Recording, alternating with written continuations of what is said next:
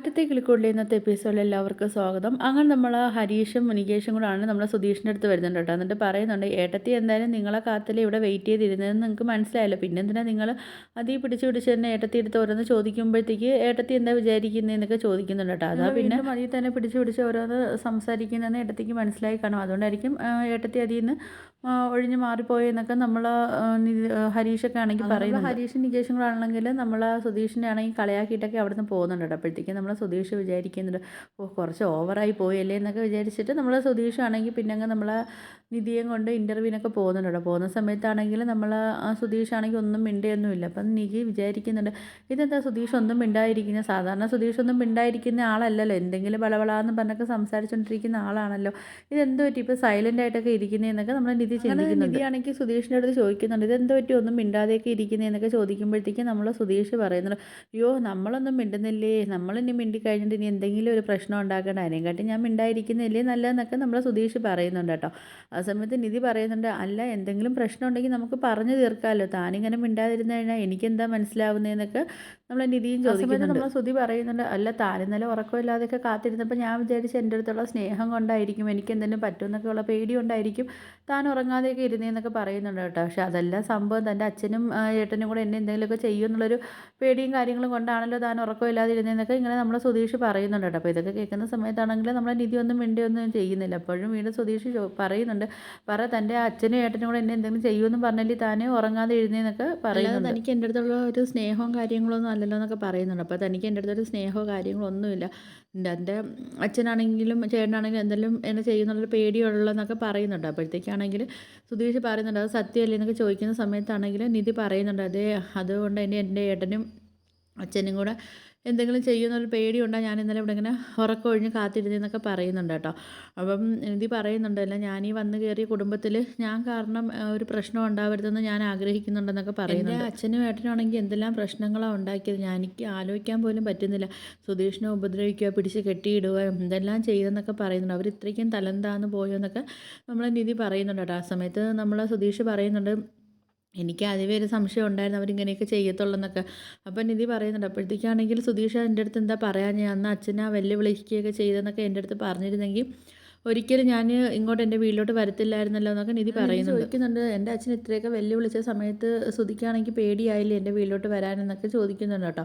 ആ സമയത്ത് സുധീഷ് പറയുന്നുണ്ട്, അങ്ങനെ പേടി എനിക്ക് അങ്ങനെയൊന്നും ഞാൻ ചിന്തിച്ചില്ല, കാര്യം ആ സമയത്ത് ഞാൻ തൻ്റെ മുഖം മാത്രമാണ് ഓർത്തെ, അപ്പോൾ തനിക്കാണെങ്കിൽ വീട്ടിൽ പോകാനും അവരുടെ കൂടെ ഇരുന്ന് സംസാരിക്കാനും അവരുടെ അടുത്ത് കുറച്ച് നേരം ഇരിക്കാനൊക്കെ ഒരു ആഗ്രഹം കാണുമല്ലോ, അപ്പോൾ അതുകൊണ്ടാണ് ഞാൻ പിന്നെ തൻ്റെ അടുത്ത് പറയാഞ്ഞെന്നൊക്കെ പറയുന്നുണ്ട് കേട്ടോ. അല്ലെങ്കിലും പിന്നെ ഞാൻ വീട്ടിൽ വന്ന സമയത്തും തൻ്റെ അടുത്ത് പറഞ്ഞായിരുന്നെങ്കിലും താനത് വിശ്വസിക്കത്തില്ല, കാര്യം എൻ്റെ അച്ഛൻ അങ്ങനെയൊന്നും ചെയ്യത്തില്ല, അച്ഛൻ അത്രക്കാരനൊന്നും അല്ലെന്നൊക്കെയല്ലേ താൻ പറയത്തുള്ളൂ, പിന്നെ ഞാൻ പറയുന്നത് ചുമ്മാതാണെന്നേ താൻ വിചാരിക്കത്തുള്ളൂ എന്നൊക്കെ പറയുന്ന സമയത്ത് നിധി പറയുന്നുണ്ട്, അതും ശരിയാണെന്നൊക്കെ പറയുന്നുണ്ട് കേട്ടോ. അപ്പോഴത്തേക്കാണെങ്കിൽ നമ്മൾ നിധി പറയുന്നുണ്ട്, ശരി അതൊക്കെ അങ്ങ് വിട്ടേക്കാൻ പറയുന്നുണ്ട്. അപ്പോൾ സുധീഷ് പറഞ്ഞു, അതൊക്കെ അങ്ങനെ വിടാനോ, അതൊന്നും വിടാൻ വേണ്ടിയൊന്നും പറ്റത്തില്ല. നമ്മളെ സുധീഷ് ആണെങ്കിൽ പിന്നെ എന്തൊക്കെയോ പറഞ്ഞുകൊണ്ടിരിക്കുക, പിന്നെ ആണെങ്കിൽ ഇത്രയും നേരം സംസാരിക്കാതിരുന്നതിൻ്റെ ഇരട്ടിക്ക് ഇപ്പോൾ സംസാരിച്ചുകൊണ്ടിരിക്കുന്നുണ്ട്. അപ്പോൾ ഇതൊക്കെ കേൾക്കുമ്പോൾ നമ്മളെ നിധിക്കാണെങ്കിൽ ദേഷ്യം വരുന്നുണ്ട്. നിധിയാണെങ്കിൽ പറയുന്നുണ്ട്, ഒന്ന് നിർത്തുമോ, മതി, ഞാൻ ഇത്രയും നേരം മിണ്ടാതിരുന്നപ്പോൾ എന്താ മിണ്ടാത്തതെന്ന് ചോദിച്ചെന്നേ ഉള്ളൂ, അതിനും വേണ്ടി ഇത്രയൊക്കെ പറഞ്ഞുണ്ടാക്കണമെന്നൊക്കെ ചോദിക്കുന്നുണ്ട് കേട്ടോ. അപ്പോഴത്തേക്കാണെങ്കിൽ പിന്നെ നിധി പറയുന്നുണ്ട്, ശരി മതി മതി, എന്തായാലും ഞാൻ ഇറങ്ങും, എനിക്ക് ഇറങ്ങേണ്ട സ്ഥലമെത്തി എന്നൊക്കെ പറയുന്നുണ്ട് കേട്ടോ. അങ്ങനെയാണെങ്കിൽ നിധി അങ്ങനെ വണ്ടിയിൽ നിന്ന് ഇറങ്ങി പോകുന്നുണ്ട് കേട്ടോ. അപ്പോഴത്തേക്ക്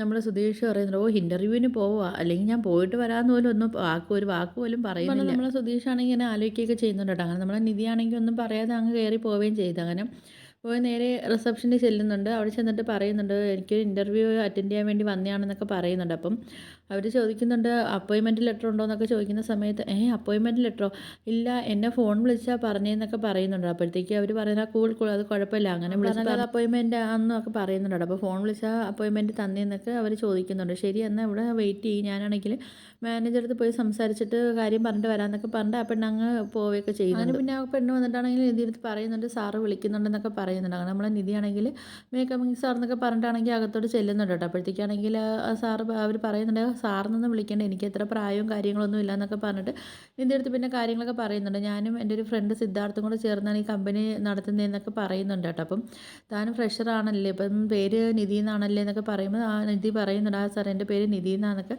പറയുകയൊക്കെ ചെയ്യുന്നുണ്ട്. അപ്പം ചോദിക്കുന്നുണ്ട് സർട്ടിഫിക്കറ്റും കാര്യങ്ങളൊക്കെ കൊണ്ടുവന്നോ എന്നൊക്കെ ചോദിക്കുന്നുണ്ട്. നിധിയാണെങ്കിൽ സർട്ടിഫിക്കറ്റൊക്കെ കൊടുക്കുന്നുണ്ട്. സാറ് സർട്ടിഫിക്കറ്റൊക്കെ നോക്കിയിട്ട് ചോദിക്കുന്നുണ്ട്, ഗോൾഡ് മെഡലൊക്കെ വാങ്ങിയിട്ടുണ്ടല്ലോ എന്നൊക്കെ പറയുമ്പോൾ നിധി പറയുന്നുണ്ട് അതേ സാർ എന്നൊക്കെ പറയുന്നുണ്ട് കേട്ടോ.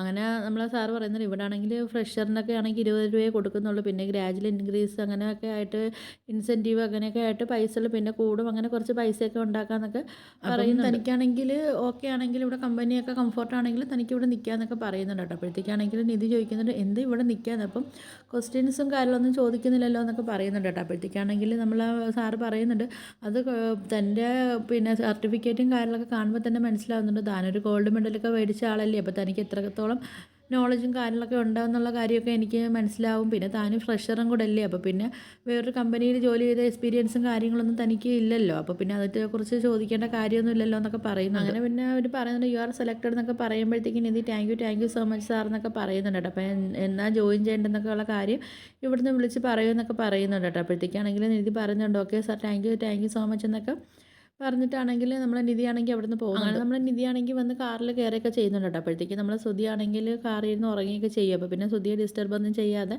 നിധിയാണെങ്കിൽ അവിടെ ചെറിയൊരു ഗണപതിയുടെ ഒരു ഫോട്ടോയൊക്കെ അവിടെ സ്റ്റിക്കറായിട്ടൊക്കെ ഒട്ടിച്ച് വെച്ചിട്ടുണ്ട്. അങ്ങനെ അതിനകത്ത് നോക്കിയിരുന്നൊക്കെ പ്രാർത്ഥിക്കുന്നുണ്ട് കേട്ടോ. അങ്ങനെ നമ്മളും സുധീഷ് ആണെങ്കിൽ എഴുന്നേൽക്ക് ചെയ്യുന്നുണ്ട്. അപ്പം സുധീഷ് പറയുന്നുണ്ട് പ്രാർത്ഥിക്കുവാണോ, അപ്പോൾ ഇത്ര അങ്ങനെ നമ്മളെ നിധിയെടുത്ത് ചോദിക്കുന്നുണ്ട് ഹലോ എന്താ ഇൻ്റർവ്യൂ ഒക്കെ കഴിഞ്ഞോ, അപ്പം നിധി പറയുന്നുണ്ട് ആ ഇൻ്റർവ്യൂ ഒക്കെ കഴിഞ്ഞ് എനിക്ക് ജോലി കിട്ടിയെന്നൊക്കെ പറയുന്നുണ്ട്. അപ്പോൾ ഇത്രയും പെട്ടെന്ന് സുധീഷ് പറയുന്നുണ്ട് അല്ല മുമ്പ് ഒരു കമ്പനി പോയപ്പോൾ അവർ എത്ര ഇൻ്റർവ്യൂ ഒക്കെ അവർ ചെയ്തായിരുന്നല്ലോ എന്നൊക്കെ പറയുന്നുണ്ട്. ഇവിടെ എന്താ പെട്ടെന്ന് ഇൻ്റർവ്യൂ ഒക്കെ കഴിഞ്ഞില്ല, അത് പറയുന്നുണ്ട് ഇത് ചെറിയൊരു കമ്പനിയല്ലേ, അപ്പോൾ അതുകൊണ്ട് അവർ ആ ഒരു രീതിയിൽ ഇൻ്റർവ്യൂ ഒക്കെ ചെയ്ത്, പിന്നെ എനിക്ക് ഇൻ്റർവ്യൂവും കാര്യങ്ങളൊന്നും ഇല്ലായിരുന്നു, ഞാൻ ഫ്രഷർ അല്ലേ, അപ്പം അതുകൊണ്ട് എന്നെ പെട്ടെന്ന് ജോലിക്ക് സെലക്ട് ചെയ്തെന്നൊക്കെ പറയുന്നുണ്ട് കേട്ടോ. അപ്പോഴത്തേക്കാണെങ്കിൽ നമ്മൾ സുധീഷ് ചോദിക്കുന്നത് ആ ശരി സാലറിയൊക്കെ എത്ര ഉണ്ട് അവർ പറഞ്ഞതെന്നൊക്കെ ചോദിക്കുമ്പം 20,000 എന്നൊക്കെ പറയുന്നുണ്ട് കേട്ടോ. അപ്പോഴത്തേക്ക് സുധീഷ് പറയുന്നുണ്ട് 20,000ഓ, 20,000 തന്നെ ആണോ എന്നൊക്കെ ഇങ്ങനെ ചോദിക്കുന്നുണ്ട്. നിധി പറയുന്നുണ്ട് അതെ 20,000 രൂപ തന്നെയാണ്. അപ്പോഴത്തേക്ക് സുധീഷ് പറയുന്നുണ്ട് 20,000 രൂപ അല്ല, താനൊരു ആർക്കിടെക്റ്റൊക്കെ പഠിച്ച ആളല്ലേ, അപ്പോൾ തനിക്കാണെങ്കിൽ ഞാൻ വിചാരിച്ചൊരു 1,00,000 2,00,000 രൂപയൊക്കെ കിട്ടുമെന്നൊക്കെ വിചാരിച്ചെന്നൊക്കെ പറയുന്നുണ്ട് കേട്ടോ. അപ്പോഴത്തേക്ക് നിധി പറയുന്നുണ്ട് അങ്ങനെയല്ല, സ്റ്റാർട്ടിങ് നമുക്ക് ഏത് കമ്പനിയിലാണെങ്കിലും ഒരു 20-25 ഇതിലേ നമുക്ക് കയറാൻ പറ്റത്തുള്ളൂ എന്നൊക്കെ പറയുന്നുണ്ട് കേട്ടോ. അപ്പോഴത്തേക്കാണെങ്കിൽ നമ്മൾ സുധീഷ് ചോദിക്കുന്നുണ്ട് അല്ല തനിക്കാണെങ്കിൽ പഠിക്കാൻ നേരത്തെ ഒരു 10-15 ലക്ഷം രൂപയൊക്കെ ആയി കാണത്തില്ലേ എന്നൊക്കെ ചോദിക്കുന്നുണ്ട്.